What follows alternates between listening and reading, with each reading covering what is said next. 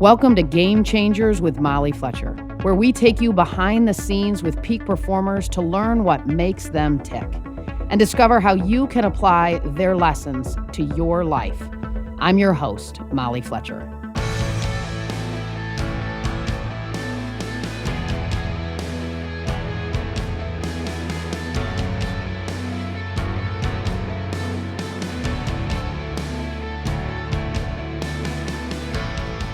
As a host and correspondent, Guy Raz has interviewed more than 6,000 people, from Bill Gates to Mark Cuban to Taylor Swift.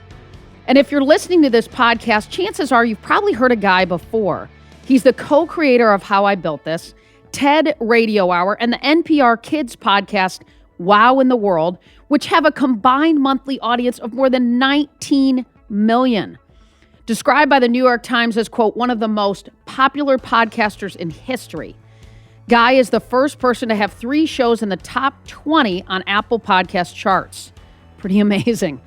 And now he's adding author to his credentials with his brand new book, How I Built This, The Unexpected Paths to Success from the World's Most Inspiring Entrepreneurs. If you're like me, a longtime fan of the How I Built This podcast and its amazing stories of successful people who've made their dreams a reality, then you're going to love our conversation today. We dig into how to have meaningful conversations, the powerful role of storytelling in your business, and why you should start embracing rejection to build resilience. Yes, embracing rejection to build resilience. As always, if you enjoy this show, please leave a rating or review to help others find it. Now let's dig in. Here's my conversation with Guy Raz.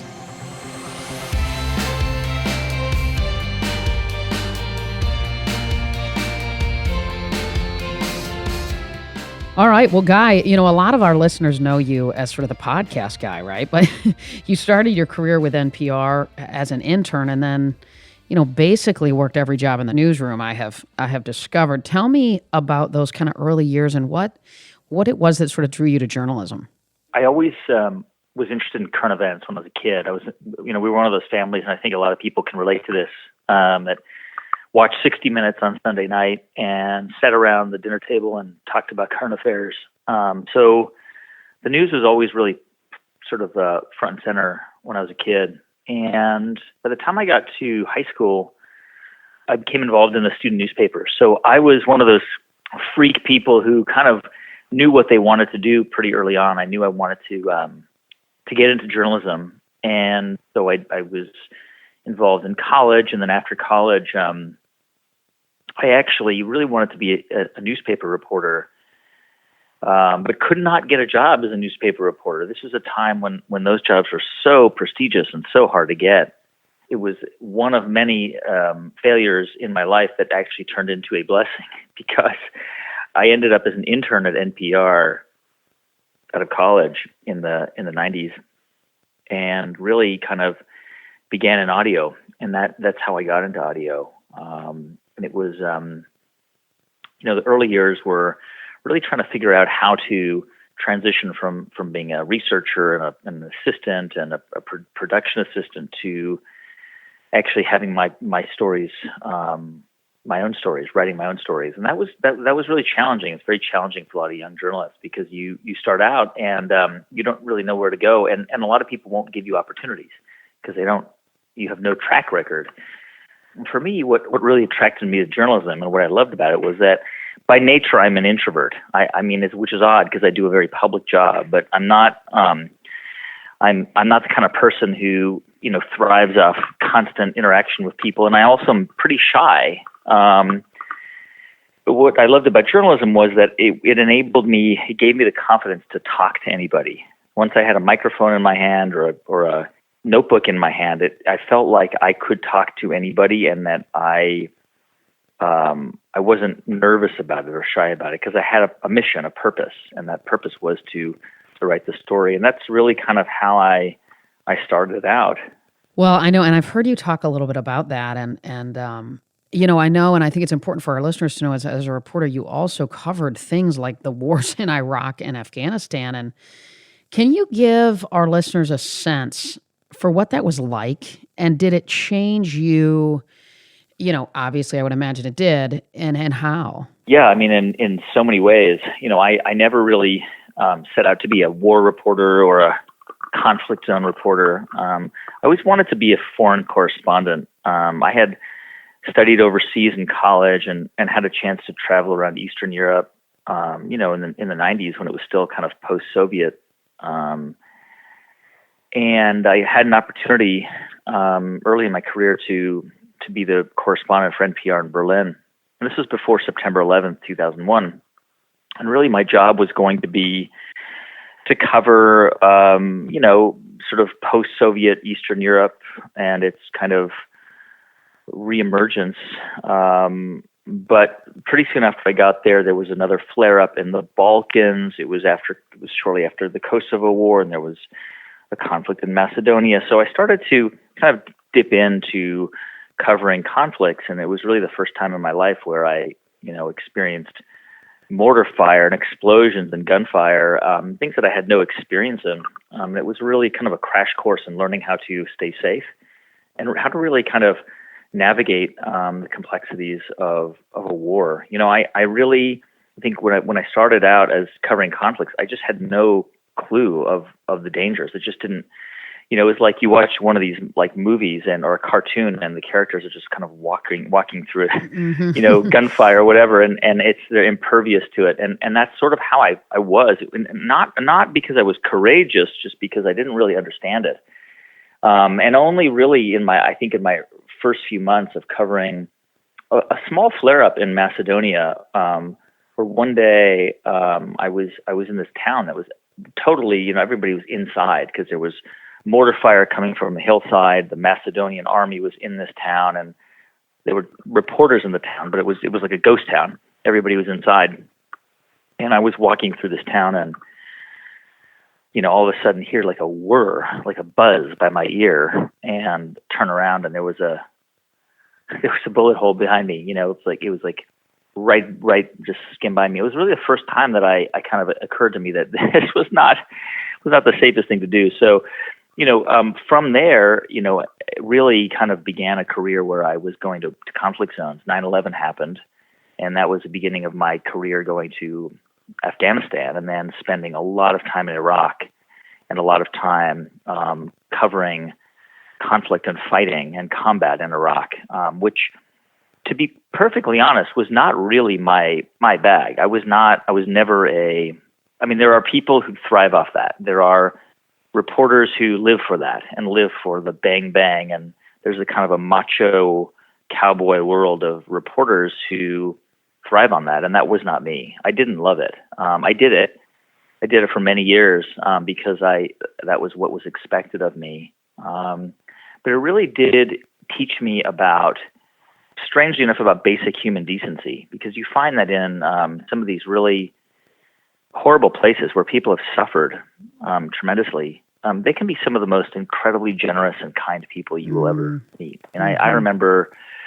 being in homes of families in Iraq who lost loved ones to bombings or just huge explosions or attacks, and you would come in and they would just offer you a full meal and everything they had, just because you were there to hear their stories.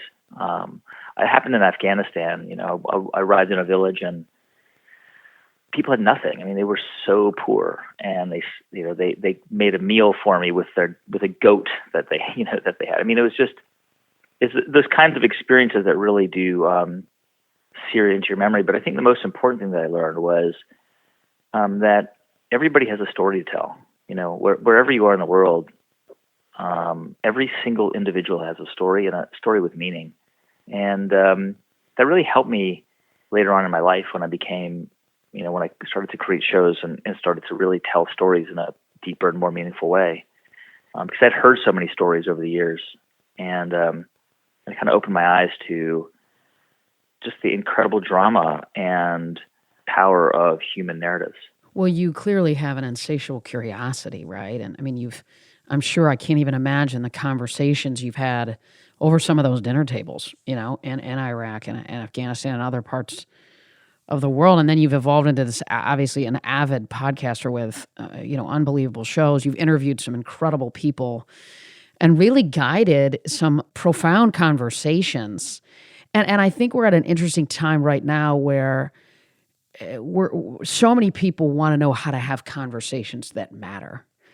How do you think people can get better, at cultivating that curiosity as it relates to something I think you're incredibly gifted at and good at and have done with all different kinds of people? Molly, I don't think I'm gifted at it. I really don't. And I don't say that to contradict you, but I say that because I've always been troubled by that word. When I was a kid, I remember there were gifted classes, and there was a teacher who would walk into the class and say, "All right, the gifted kids, stand up, please, and come to our class." And a handful of us would go. And the reality is that actually created a mindset among other kids that they were not gifted. And I actually believe that pretty much every skill I have is a cultivated skill. If you saw me in 1997 when I joined NPR as an intern, and you looked at the other interns in that class, you would not have selected me as the person who would be talking to you 20 plus years later, 25 years later, because I was around incredibly talented young people from the finest universities. I think that in my case, my luck and fortune was to have the experiences of going around the world as a reporter and reporting from 50 countries and being forced to stay there and live there and tell stories in a meaningful way. And that gave me the tools that I now use today. And it really was about practicing. It was not literally, but it was figuratively like standing at a free throw line and shooting baskets for 10, 20 years. Eventually, I started to sink those baskets. And really the tools that I use today are, they're part of me. I don't consciously think of them, but they're very cultivated tools. It's curiosity, it's empathy, and listening. I think that those three factors are all things that all of us have the ability to develop. To develop the ability to listen actively, to listen with empathy, and to navigate. Never stop pursuing and navigating your curiosity. It's our head is an endless. It's like a universe, an endless universe, a multiverse. Sure. You can just go on and on and on and on, and we all have the capacity to do that. And I think that you can find incredible journeys in everybody's head and everybody's story and narrative.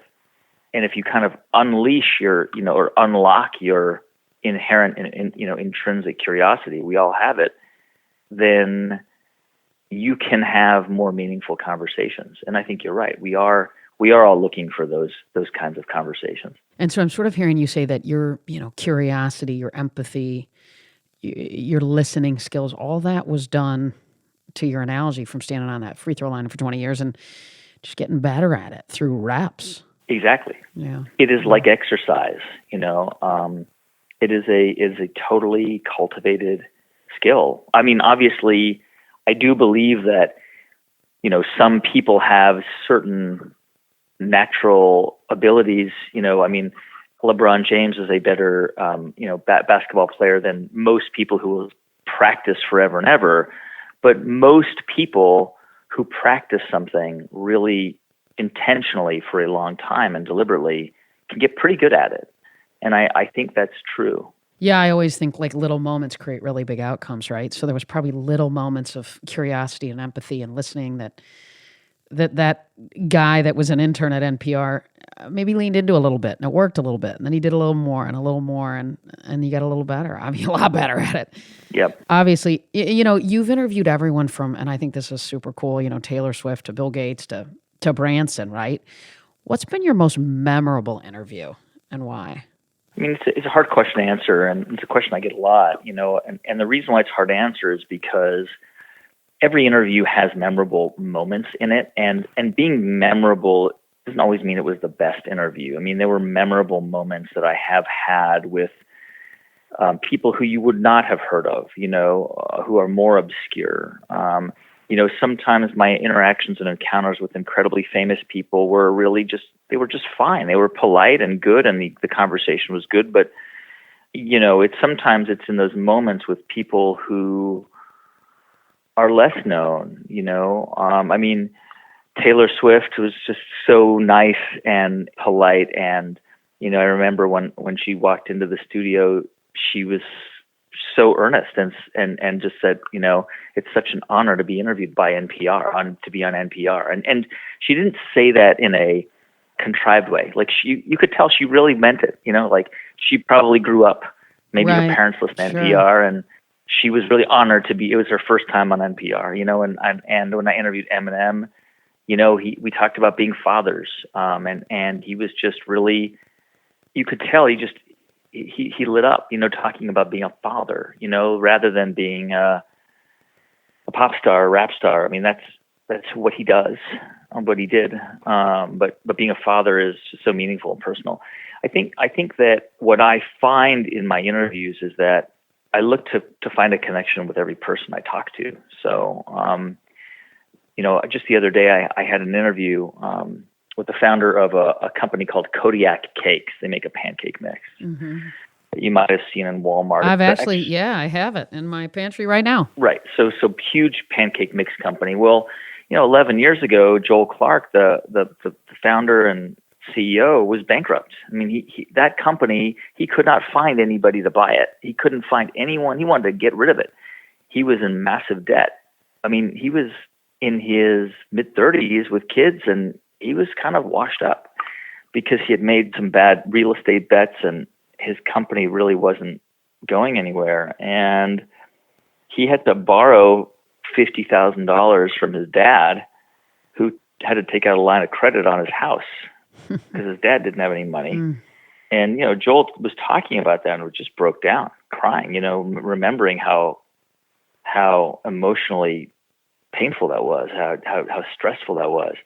And those are moments that happen, in many of my interviews that stick with me, that because all of us have these moments in our lives that are incredibly difficult and incredibly searing and really do shape who we are.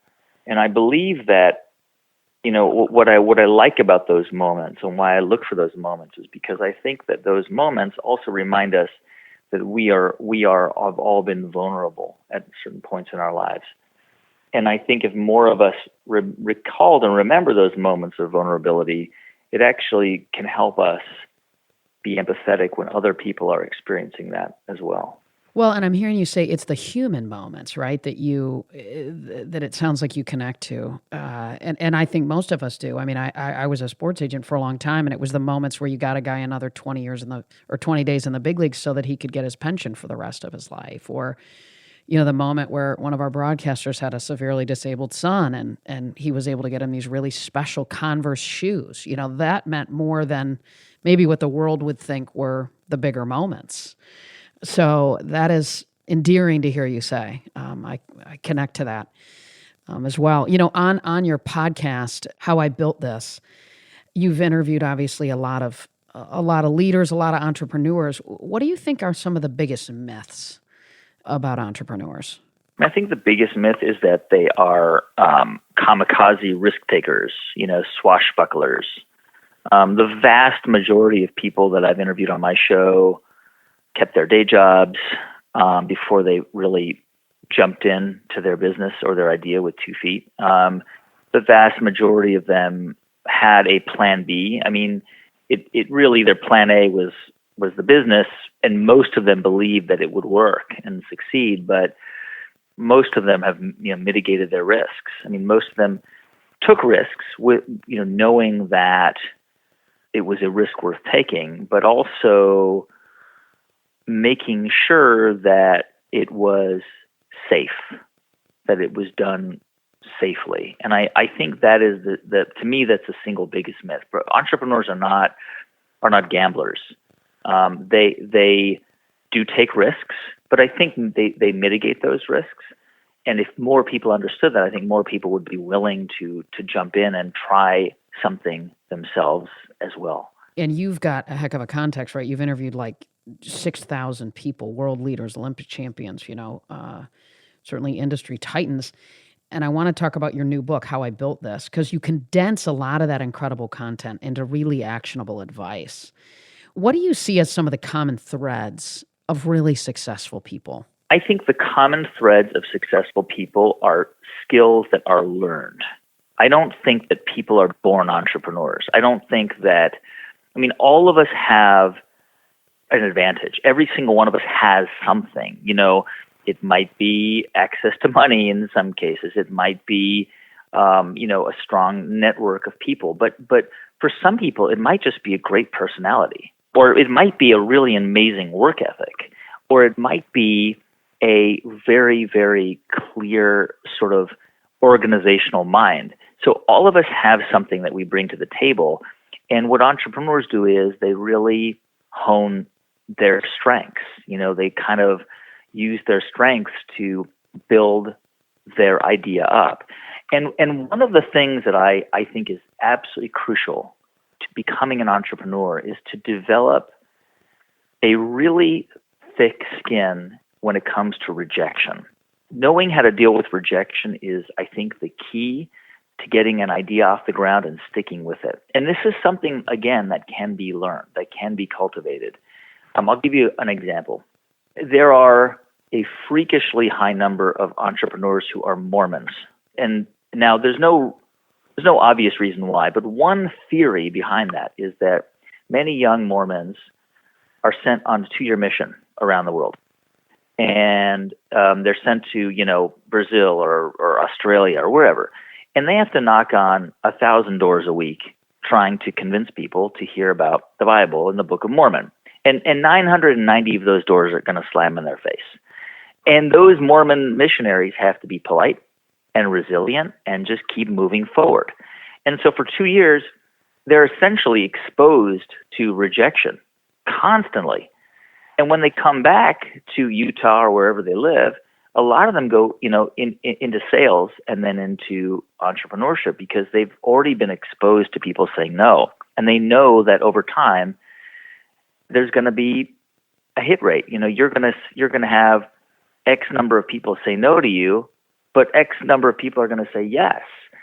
And so you're looking for those yeses. You are, it's like digging for potatoes. You're Right. You're digging and then you get a potato. And I think that is the one skill that every person who wants to be an entrepreneur can develop and needs to develop. It's just expose yourself to rejection, and a lot of entrepreneurs start out in sales, door-to-door sales. I just interviewed Tope Awotana, who started a company called Calendly, which is a calendar company, Sure. Great company. He started out, selling alarm systems door-to-door when he was in college. So that really helped him to develop into an entrepreneur over time because he wasn't worried about people saying, no, I don't think your idea is going to be great, or no, I'm not interested, because he was used to hearing that already.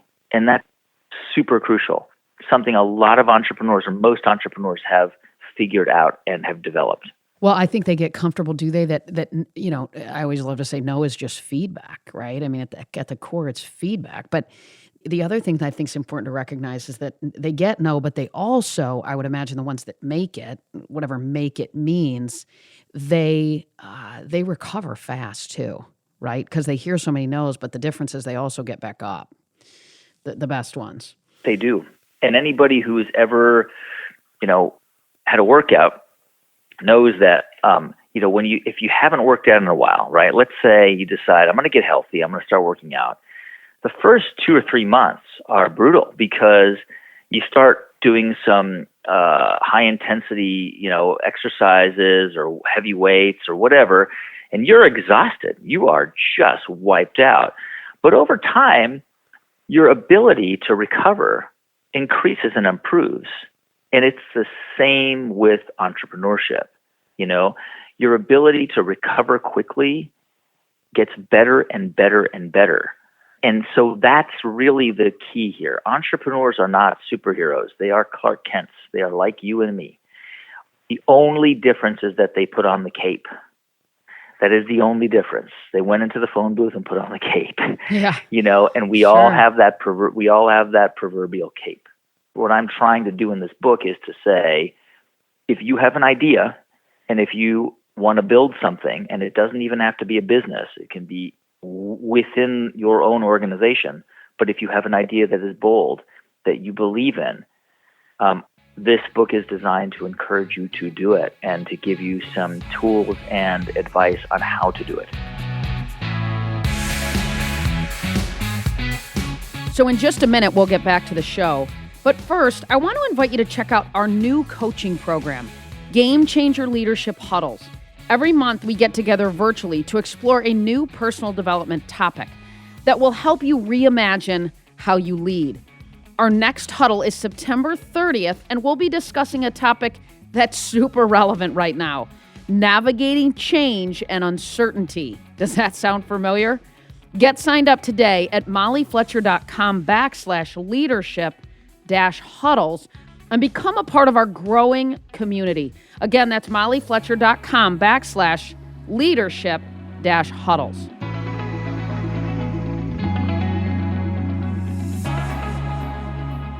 Story is so central to how I built this, and you have a whole, you have a chapter in the book that's really about storytelling. And, when you think about building a business, why is knowing your story and being able to articulate it to the world, right? Why is that so important?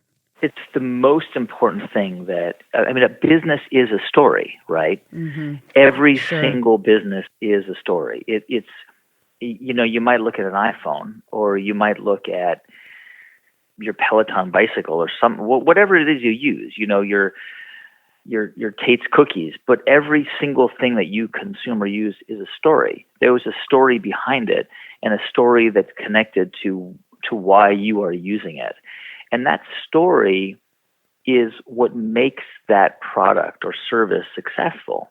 Because I know from my research and from the stories I've told is that when people feel connected to a brand or a product through the story, and they understand the reasons behind it, that product or service is much more successful. When you've got a deep, loyal customer base and consumer base, it translates into a much more successful product or service. And so I talk a lot about story because that's really what a business is about. And that's what the book is. The book is not a series of only tips and tricks. It's actually a book of stories. And through those stories, you learn about the mistakes that are made and how to avoid them and how to think creatively and how to unlock ideas. Because I think that we as humans connect with stories better than we do with just abstract ideas. I mean, remember when you were, in school and you would learn some theory, whether it was in math or in science or in philosophy, and it's hard to grasp it just on paper, X plus Y equals Z, because this. But when there's a story connected to it, it's much easier for us to understand it and to relate to it. And so when I think about business theories or entrepreneurship, my strength is not in talking about things in an abstract way and theory in an abstract way, which, by the way, can be definitely useful for a lot of people. What I try to do is just to connect it to real world scenarios. And so that's why this book is essentially a series of 90 stories, but told through the journey of building a business or movement or a world-changing idea.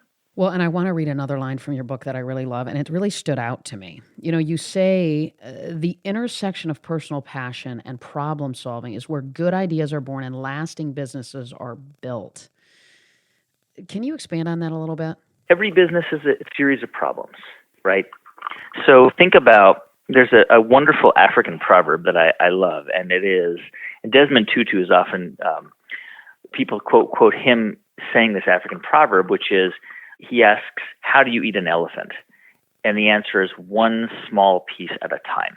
And if you think about a business, it's an elephant. A business idea is an elephant. The easiest part about building a business is when you imagine it in your head in the middle of the night and you say to yourself, oh, it's going to be amazing. I can just see people using my product or service. I can see it on the shelves at Walmart. That's the easiest part of the business because it's in your brain. But then you've got to do the research. And then you've got to create a business plan. And then you've got to find the money. And then you've got to find the factory that's going to make it. And then you've got to find a distributor. And then you've got to convince people to buy it. I mean, it is a beast. It is a huge challenge. And a challenge that I think everybody is up for, whether it's your corner store. By the way, a successful corner store can be incredibly successful. You know, many corner stores are profitable. That means they are more successful than Uber, which has never made a dime, right? It's only lost money. So, you know, you can be a small business can be incredibly successful, in many cases, much more successful than a big business. And to do that, to start a business, you've got to break it up into small pieces. It's a series of problems. And if you think about a problem as a lily pad, you've got to start on one lily pad, and you got to solve that problem, and then you jump to the next lily pad, and there's a new problem. And it's doing it one problem at a time. And it's essentially, once you understand that a business is about constantly solving problems, then you also understand that you will never solve all the problems. It is an endless series of problems, but the problems become more manageable. It's sort of like life. How many times in your life have you gone through a day without a single problem? Probably never. Probably no one listening to this has ever gone through a day in their life with no problems, unless, you know, you have a day where you're on vacation and you're just lying in a hammock all day. But even then, right. You will encounter a problem because you have to eat lunch. Sure. And you've got to solve that problem. Sure. Where am I going to get it? Right. It's a manageable problem. It's a minor problem, but that's the idea. You want to eventually get to a point where your problems become more manageable over time, but they will never end. And that's the beauty of the journey. You're constantly solving problems, and that's what business and building a business is about. You've had Arthur Blank on, and Arthur helped me write one of my books. And, you know, I love what he said, which is you follow your heart and you close a gap, you know, i.e. solve a problem. It's probably going to work, right? But what's the potential trap, right? Because, you know, we hear people talk a lot about their passion. If you're following your passion, if you don't combine it with solving a problem, right, that doesn't work, right? Exactly. I mean, if you're only solving a problem that you have, then it's not going to work as a business.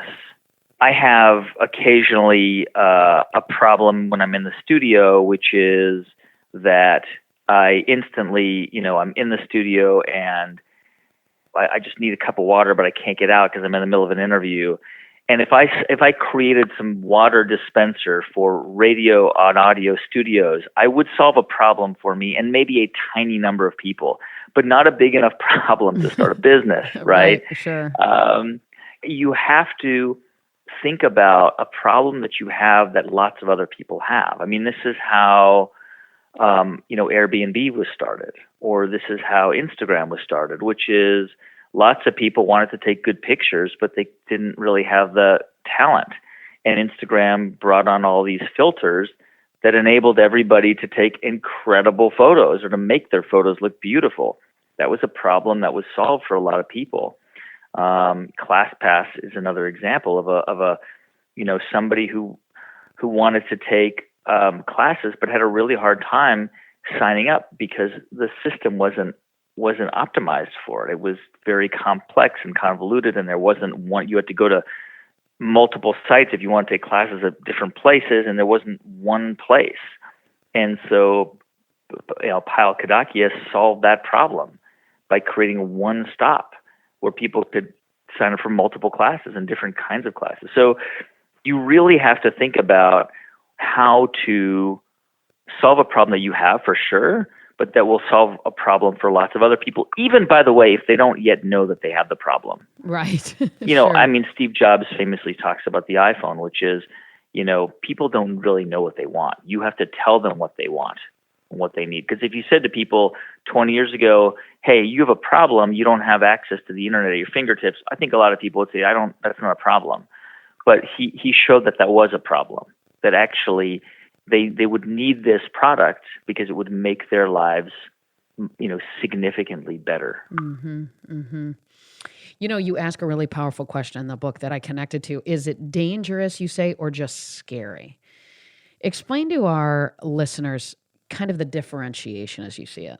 Yeah, I mean, this is inspired by Jim Koch, who is the founder of Sam Adams Boston Lager, Boston Beer Company, and Jim had a really safe job. He was a consultant at Boston Consulting Group. He was on the track to making partner. He was in his mid-30s. He was earning a lot of money, and he had he stayed there, would have been comfortable and rich, and that would have been fine. And there's nothing wrong with that, by the way. But for Jim, it didn't fulfill him. He wasn't looking to be rich and comfortable and have an easy suburban life. He was looking to stretch his mind and to do something that meant something to him. But leaving Boston Consulting Group, that was scary. That would be really scary because you're giving up all of this security and all of this prestige, and and people would say, "What are you doing to start a beer company?" But to him, not leaving it and staying there and doing this job for the rest of his life was actually dangerous, because he knew that one day he would wake up and he would be in his 60s and he couldn't actually leave. He couldn't pursue this dream that he had, and he would regret it. And that to him felt dangerous. And I love that analogy, because I think that, and by the way, he didn't just leave Boston Consulting Group. He spent 6 months researching the viability of starting a craft beer company, and he saved his money very carefully. And he, at night and on weekends would pound the pavement and talk to people and experiment with recipes until he finally felt comfortable to launch this thing and eventually to leave Boston Consulting Group, knowing, by the way, that he could always go back. Sure. So staying was dangerous in his mind, but leaving was just scary. And scary things we can handle. Dangerous things we need to make sure that we avoid. And many times, in many cases, staying in a safe and comfortable job is the dangerous option, because you actually are preventing yourself from doing something much more meaningful for you. Well, I love the quote. A little bit like this. You say, failing is scary. Wasting your life is dangerous. Yes. Super cool. The art of the pivot feels like an especially relevant chapter from the book right now, right? A lot of people out there listening would probably love to hear an inspiring story of a company that pivoted, right? That's words used so much, and reimagined at the core what's possible. Do any stories like that come up for you?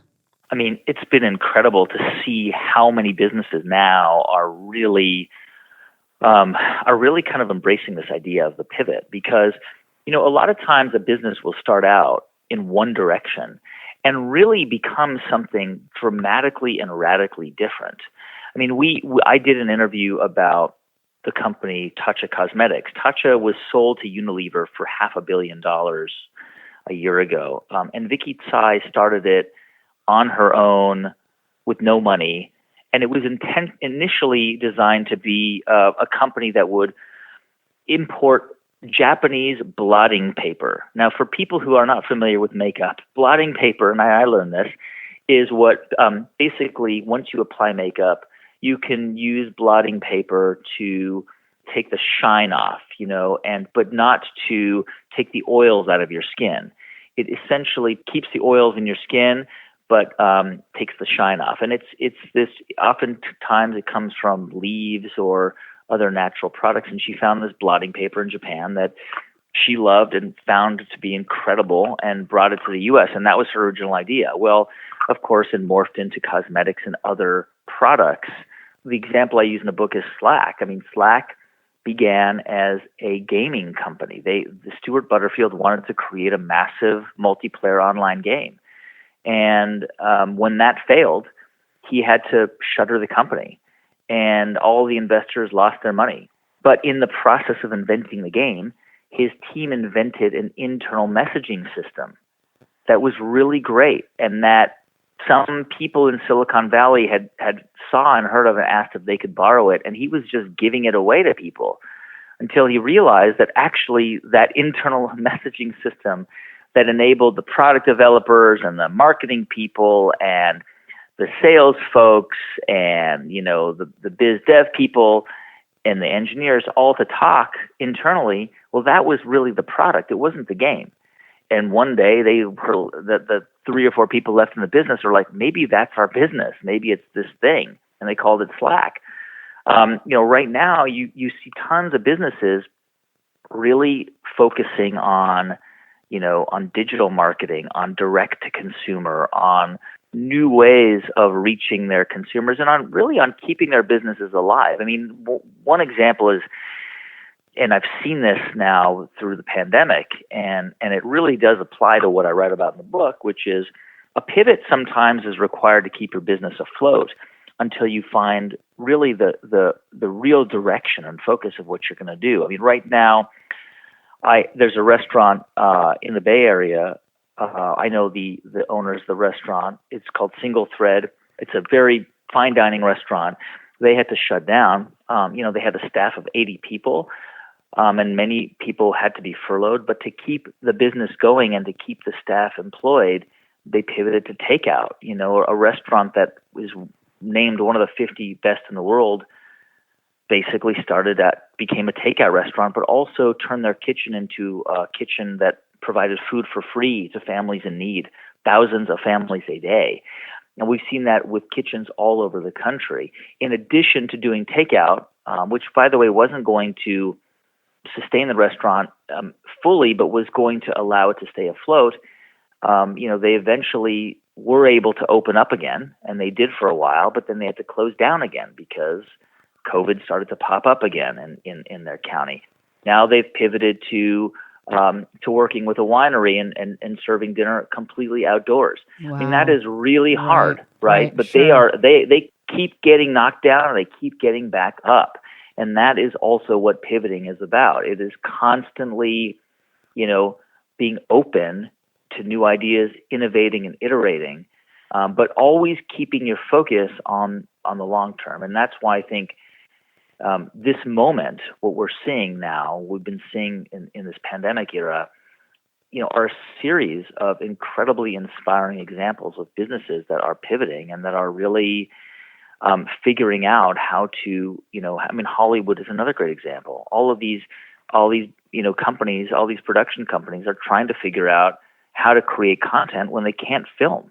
They can't make movies right now. There is just an incredible surge of creativity and energy that I've been talking about on the podcast and in the book that really, I think, speaks to this idea that we all have this resilience within us, and sometimes we just kind of need that voice saying to us, keep going. We need that personal trainer. And I like to think of the book as that personal trainer. Like, it's by your bedside, and when you're feeling low and like everything's collapsing, I want this book to be a place for people to open up and say, okay, this person was there too. Mm-hmm, mm-hmm. I'm going to take a breath and I'm going to keep going. Mm-hmm.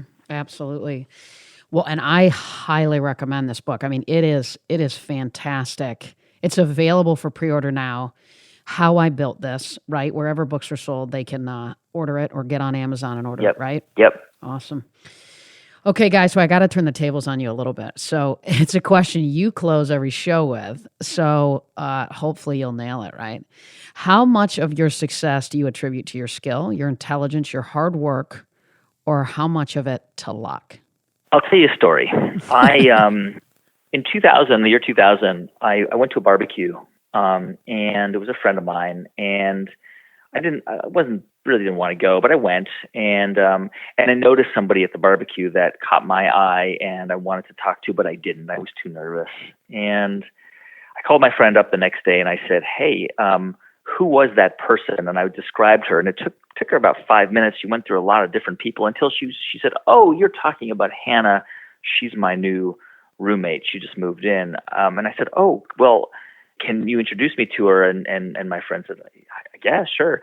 So I said, "How about you bring her to a party next weekend that I'm going to, and then I can talk to her there." And so my friend said, "Sure." And sure enough, next weekend, I'm at the party, and my friend is leaving the house, and she invites her roommate Hannah to the party. And Hannah says, "I don't want to go. I'm really tired." She was a law student at the time. She wanted to stay in, and so she didn't want to go, and she wasn't ready. And so my friend Beth was leaving the house, and the door was opening up, and Hannah shouted down the stairs that, "You know what? Give me 5 minutes. I'm going to go. I don't want to be here miserable, all alone tonight. So just hold on. I'll go." Well, she went to the party. I met her, and 20 plus years later, she's my wife with 2 children, and she has been the most important part of my life and the reason why I have had the confidence to do what I do, because she has been the person that when I want to give up and when I'm losing hope, she's the one who says, "Keep going. You got this." Mm-hmm. And without that, none of this would happen. So that's luck. I mean, the luck that I met her, the luck that she decided to come that night, because a month after I met her, I left to Berlin to be NPR's Germany correspondent. And we were apart for almost 3 years. So I'm a big believer in luck. Of course, we all have to work hard. Of course, we all have to put the effort in and the time in and the sweat and shoot those free throws. Of course we do. But we also have to embrace and keep our eyes open for those moments that are lucky. It's going to pass it. Luck is going to pass by everybody, in some cases multiple times. And of course, the trick is to figure out what to do with that luck. Mm-hmm, mm-hmm. Well, you married it, man. Well done. So, all right, I'm going to hit you with rapid fire questions, and then you've been so generous with your time. So I'm going to hit you with these questions, and you just fire back what comes up. Book you most often recommend? Darkness at Noon. Person you would most like to interview? Barack Obama, unfiltered, totally surrendered, and open. Super raw. Another podcast that you listen to? Planet Money, Code Switch. Best part of your job? Being paid to learn every day. Mm-hmm. That's awesome. So the show's called Game Changer. So one last question. Who's a game changer, or what game changer inspires you and why? I believe that Lena Wen is a game changer. She's the former commissioner of public health in Baltimore County. She's a emergency room doctor, a public health expert, an incredibly wise person. She was a medical doctor at the age of 25. She was an immigrant from China. She grew up in Compton in Los Angeles, and today has been one of the most incredibly important voices on public safety in this COVID era. She writes a column in the Washington Post. I think she is going to be a major national leader one day. And I am inspired by her almost every time I see her on television, or I read her books, or I have a conversation with her. That is awesome. So, Guy, thanks so much. I really appreciate it. I mean, we love the podcast, How I Built This, and the book. It's right up there with it, man. So I hope people check it out. So thanks so much. Thanks so much, Molly.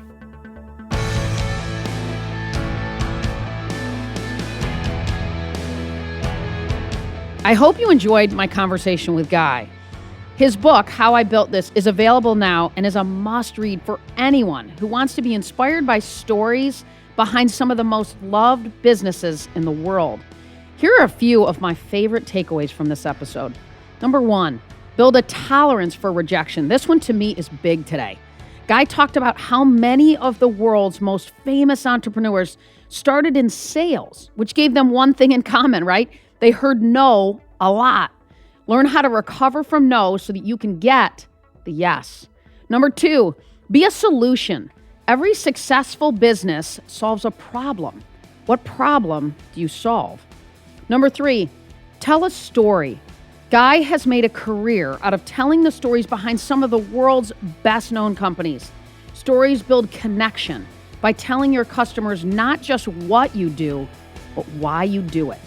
That's it for this episode. See you in 2 weeks for our next one. Thanks, as always, for listening to Game Changers with Molly Fletcher. If you like the show, be sure to subscribe on Apple Podcasts. There you can listen to previous episodes and leave us a review, which helps other people find out about the show. For more about me, visit mollyfletcher.com. Until next time, stay curious and be bold.